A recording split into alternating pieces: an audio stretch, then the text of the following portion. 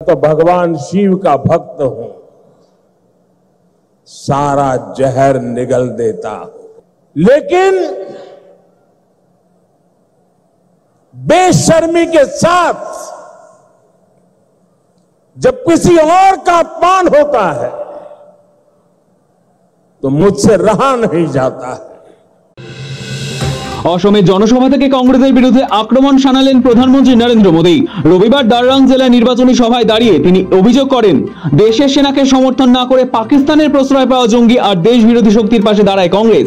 कांग्रेस अपनी राजनीति के लिए हर ऐसे व्यक्ति, हर ऐसे विचार के साथ खड़ी होती है जो भारत विरोधी हो।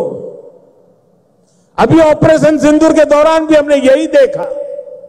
जब कांग्रेस सत्ता में थी तो पूरा देश आतंक से लहूलुहान होता था, कांग्रेस चुपचाप खड़ी रहती थी।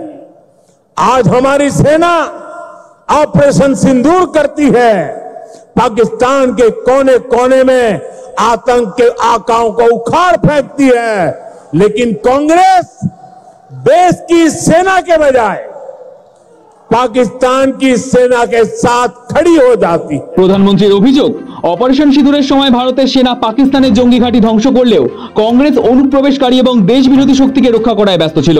মোদী বলেন, মায়ের আশীর্বাদে এই অভিযান সফল হয়েছে।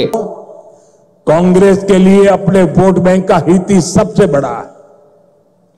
कांग्रेस देश हित की कभी परवाह नहीं करती।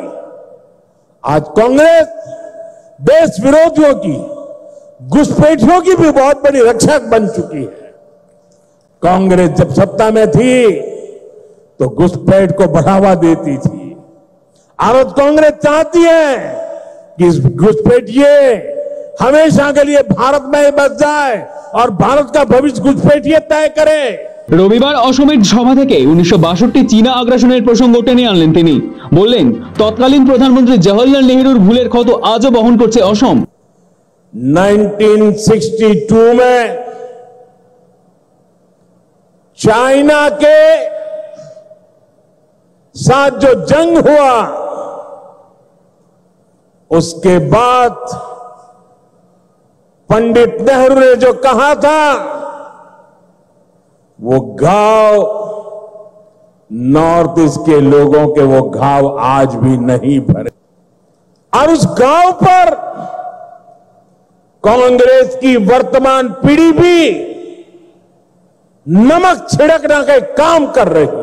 মোদীর দাবি, অনুপ্রবেশকারীদের জমি দখল, মেয়েদের অসম্মান করা বা জনসংখ্যার ভারসাম্য নষ্ট করার ষড়যন্ত্র কোনোভাবেই বরদাস্ত করবে না বিজেপি।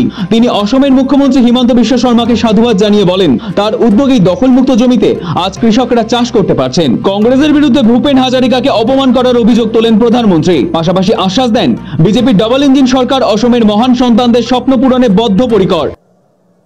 कुछ दिन पहले ही हमने भारत रत्न सुधा कंठो भूपेन हजारी जी का जन्मदिवस मनाया। इस दिन भारत सरकार ने इस देश के महान सपूत, असम के गौरव भूपेंद्र हजारिका जी को भारत रत्न दिया। उस दिन कांग्रेस पार्टी के अध्यक्ष ने बयान दिया था कि मोदी नाचने गाने वालों को भारत रत्न दे रहा है। आप मुझे बताइए, भूपेंद्र को भारत रत्न देने का मेरा निर्णय सही है कि नहीं है? ব্রহ্মপুত্রের সেতু নিয়ে তুলনা টানলেন মোদী। অভিযোগ করেন, কংগ্রেস এত বছর রাজত্ব করে মাত্র 3টি সেতু বানিয়েছে আর বিজেপি গত এক দশকে 6টি নতুন সেতু নির্মাণ করেছে। कांग्रेस ने 60-65 सालों में ब्रह्मपुत्र पर सिर्फ 3 पुल बनाए। 60-65 साल में 3। फिर आपने हमें सेवा करने का मौका दिया और एक दशक में हमारी सरकार ने 6 बड़े ब्रिज बना दिए। 6 बड़े ब्रिज। জনসভা থেকেই প্রধানমন্ত্রী 6,300 কোটি টাকার একাধিক স্বাস্থ্য পরিকাঠামো প্রকল্পের ভিত্তিপ্রস্তর স্থাপন করেন। এর মধ্যে রয়েছে দাররাং মেডিকেল কলেজ ও হাসপাতাল, নার্সিং কলেজ, জিএনএম স্কুল। স্বাস্থ্যক্ষেত্রে প্রকল্পগুলির মোট বিনিয়োগ প্রায় 570 কোটি টাকা। এছাড়াও 1,200 কোটি টাকায় 2.9 কিলোমিটার দীর্ঘ নারেঙ্গি কুড়ুয়া সেতু এবং 4,530 কোটি টাকায় 118.5 কিলোমিটার দীর্ঘ গুয়াহাটি রিং রোড প্রকল্পের কাজ শুরু করেন তিনি। এই রাস্তা অসম ও মেঘালয়ের সংযোগ আরও জোরদার করবে। প্রধানমন্ত্রীর দাবি, ডাবল ইঞ্জিন সরকার থাকায় অসম আজ 13% বৃদ্ধির হারে এগোচ্ছে। স্বাস্থ্য কেন্দ্র থেকে শিল্প, সংযোগ ব্যবস্থা থেকে কর্মসংস্থান, সব ক্ষেত্রেই উত্তর পূর্বকে বিকশিত ভারতের অংশীদার করার চেষ্টা চলছে। ব্যুরো রিপোর্ট, সময়, কলকাতা।